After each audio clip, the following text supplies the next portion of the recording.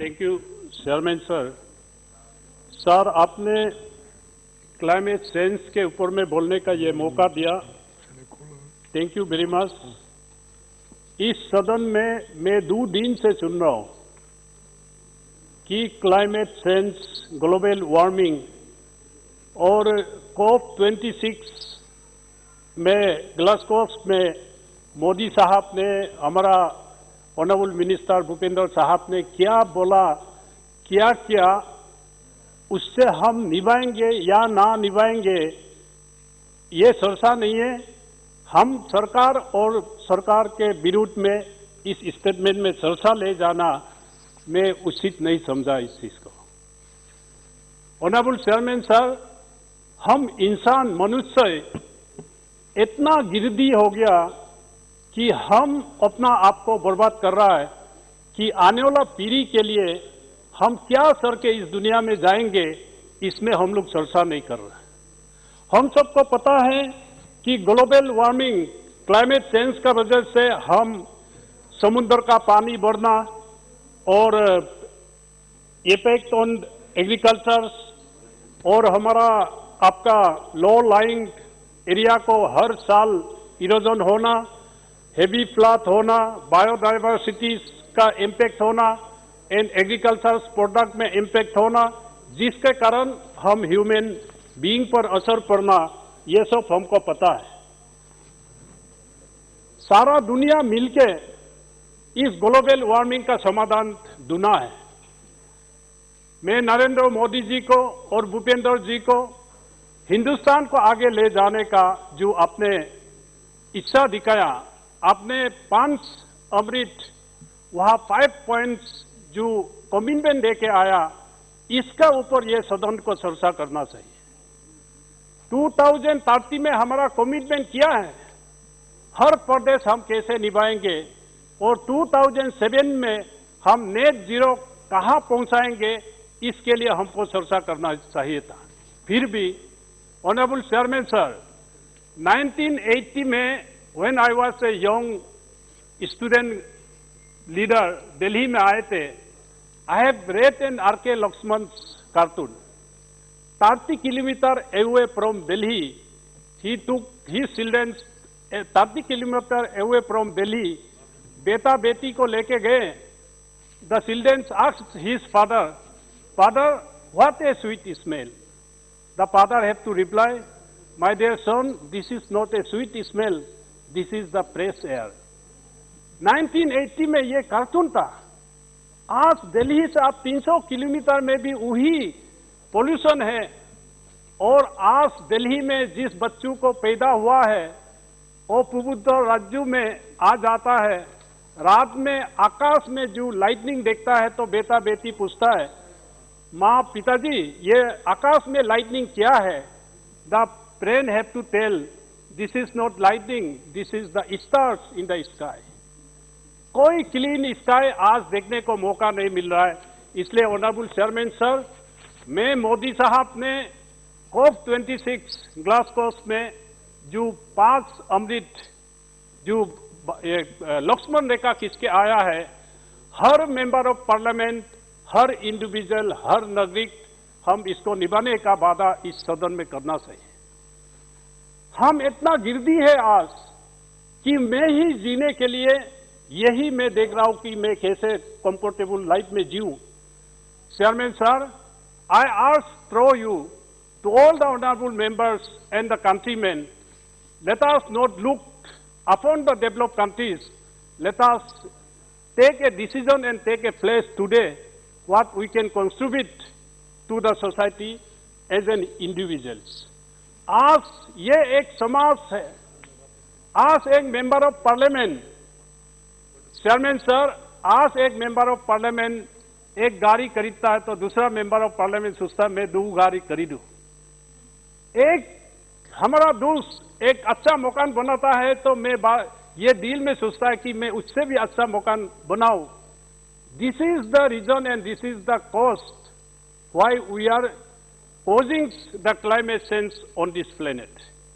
तो हर इंडिविजुअल को, हर इंसान को सोचना पड़ेगा कि आने वाला पीढ़ी को मेरा देहांत होने का बाद भी इस दुनिया को मैं अपना यंगर जनरेशन को, नेक्स्ट जनरेशन को मैं क्या छोड़ के जाऊं, यही वादा हमको करना पड़ेगा। इस वादा को मैं इस स्टेज में ही ले जाना चाहूंगा कि हमको स्टोन एज में ही जाना पड़ेगा, स्टोन एज में ही जाना पड़ेगा। इसलिए आज मैं थ्रो ऑनरेबल चेयरमैन सर, मैं ऑनरेबल मिनिस्टर को एक चीज बताना चाहूंगा। Where there are tribals, there is a forest. Where there is a forest, there are tribals. Tribal का कल्चर से हमको इस साइंटिफिक एज में भी हमको सीखना पड़ेगा कि ट्राइबल सदियों से जंगलों में रहते आए हैं, एंड ट्राइबल जहां है वो जंगल है, जहां जंगल नहीं है वहां ट्राइबल नहीं है। ये स्थिति in the name of development, in the name of commercializing the environment, we have caused the climate change and we have caused the global warming. साहब, इस 5 अमृत को हम हिंदुस्तान कैसे निभाए? Developed countries, America, UK, Europe union, China से हम देख के पूछ के कहने के कोई जरूरी नहीं है। Now we have to start today. What Modi साहब has drawn the Lakshman rekha in Glasgow, उसको हम कैसे निभाए? हर प्रदेश इरेस्पेक्टिव ऑफ पॉलिटिकल पार्टीज, हर individual irrespective of any caste and creed, हम इस एनवायरमेंट को, मोदी साहब ने एक मंत्र दिया, life living style for environment. इस मंत्रों को हम कैसे निभाएं, यही हमको चर्चा करना चाहिए। और बाकी मैं आपका सामने ये कहना चाहूंगा कि डेवलप्ड कंट्री ने इस दुनिया को इतना जुल्म किया, जिसका वजह से आज developing country and under developed countries are facing the consequence.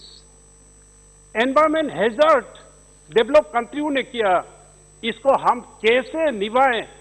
हम आज डेवलपिंग कंट्री है, मोदी साहब ने डेवलप्ड कंट्री को सूल खड़ा कर दिया ग्लासगो में विद दैट 5 मंत्र। ये मंत्र हिंदुस्तान को निभाना पड़ेगा और हमारा पड़ोसी देशों को भी निभाना पड़ेगा। ये मैं भूपेंद्र साहब के ऊपर मैं इतना विश्वास करता हूं, because he is an environmentalist. तो मैं ज्यादा ना कहते हुए चेयरमैन साहब, हम क्या अल्टरनेटिव दे सकते हैं? रिन्यूएबल रिसोर्स, रिन्यूएबल एनर्जी से मैं दुनिया को कैसे ये बचा सकता हूं? आप ये हमारा अल्टरनेट क्या हो सकता है इस देश से, ताकि दुनिया हमको फॉलो करे? मोदी साहब का फिलोसॉफी और 5 मंत्रों को कैसे, 5 अमृत को कैसे फॉलो करे, इसके लिए मेरा ये बिंदु ये मैं रखना चाहता हूं। जैसे हम कोल, फॉसिल ऑयल फ्यूल को हम कैसे लिमिट कर सकता है? एक बिंदु है जिसमें face out and face down, जिसको मंत्री जी हमको इस सदन को जवाब देते समय इसका क्या है क्या नहीं है वो बताएंगे। लेकिन we have got the resource. हमारा एक वहां कहावत है, कस्तूरी एक जानवर है, उसको जिस कस्तूरी के पास वो कस्तूरी है, वो नदी पहाड़ पर्वत घूम के ढूंढता है कि ये अच्छा गन चीज जो है कहाँ है, वेरे उसका इस नाभि में, स्टमक में वो कस्तूरी होता है। हिंदुस्तान में क्या कमी है? विंड एनर्जी हम इसमें रिन्यूएबल एनर्जी में ये कर सकता है। आज हमारा पूर्वोत्तर राज्य Arunachal Pradesh 84% is a forest, and central electricity authority का सर्वे रिवर में 59,000 मेगावाट हम जनरेट कर सकता है अरुणाचल प्रदेश। जहां सर्वे हुआ, जहां सर्वे नहीं हुआ तो गीगावाट तक निकल जाएंगे। तो हम रिन्यूएबल एनर्जी को हम कैसे डेवलप कर सकता है, इसके लिए हमको सोचना पड़ेगा। ऑनरेबल चेयरमैन साहब, through you, hydro power, ethanol and electricity, हम कैसे आज हाइड्रो पावर से इलेक्ट्रिसिटी पूर्वोत्तर राज्यों से और हमारा अरुणाचल से 59,000 मेगावाट डेवलप कर सकता है, तो सारा हिंदुस्तान इलेक्ट्रिसिटी व्हीकल से आराम से चल सकता है। तो इसलिए मैं अपना ये प्रेमचंद साहब भाषण दे रहा था, हमारा सीनियर लीडर कांग्रेस के, क्रिटिसिज्म एटीट्यूड में हर ऑनरेबल मेंबर्स हम कहें, इसमें कोई समाधान नहीं है। समाधान हमको ढूंढना पड़ेगा as an superlative human being. Sir, में कुछ बिंदु है, इसको मैं ये बताना चाहूंगा। और ऑनरेबल मिनिस्टर बहुत intellectual, he have got that experience right from childhood. इस देश के लोगों को हमको सिखाना पड़ेगा। स्कूल कार्यक्रम में एनवायरमेंट प्रोटेक्शन को हम अप टू यूनिवर्सिटी लेवल तक हर बच्चों को ये जानने देना है कि आने वाला काल हमारा कितना खतरनाक है। If we do not preserve, if we do not protect this environment, पर्यावरण को अगर हम बचाया नहीं जाएगा तो आने वाला पीढ़ी हमारा जिंदगी कैसे होगा। स्कूल करिकुलम से लेके यूनिवर्सिटी तक हमको लेके जाना पड़ेगा। और हिंदुस्तान में ऑनरेबल स्पीकर, चेयरमैन साहब, एनजीओस है, सीबीओस है, और अपना इस समाज में जितना काम करने वाला लोगों को एनवायरमेंट प्रोटेक्शन का हमको सिखाना पड़ेगा। और मैंने कहा कि आदिवासी जहाँ है वहाँ जंगल है, वन है, इससे भी इस कल्चर को हम लोग को डेवलप करना पड़ेगा कि एनवायरमेंट को कैसे प्रोटेक्ट किया जाए। और चेयरमैन साहब, जब आप होते हैं तो मुझे टाइम मिलता है, आज भी मैं ये उम्मीद करता हूँ। सर, हमारा कानून को सख्त करना पड़ेगा। We have to give more feeders to our central pollution board and आपका हर प्रदेश में जो स्टेट पोल्यूशन बोर्ड को हम कितना कानून सख्त करके इसको हम निभाना पड़ेगा। नहीं तो हम अपना ये जो लाइफ इजी लाइफ कॉम्पिटिशन्स में इतना एनवायरमेंट इम्पैक्ट करवा रहा है, हम पोल्यूशन कर रहा है, हम समाज ये वन को आज मैं आपको ही पूछना चाहूंगा चेयरमैन साहब, हम लोगों को रामायण में कहानी पढ़ाया गया, राम वनवास गए, राम जिस वनवास में गए उस वन को आज दिखाइए।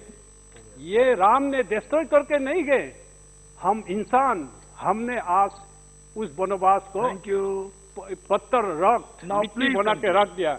फिर भी आज उस राम का वनवास जहाँ गए थे उस वन को भी आज हम रीजेनरेट कर सकता है। ये शक्ति मोदी जी में है। तो इसलिए मैं अंत में ये नहीं कहूंगा, ये कहूंगा sir, it is not too late to start a good beginning. अभी भी हमारा पास समय है, इस समय को हम लेते हुए इस संसार को कैसे बचा जाए, यही मेरा चिंता है। Thank you sir.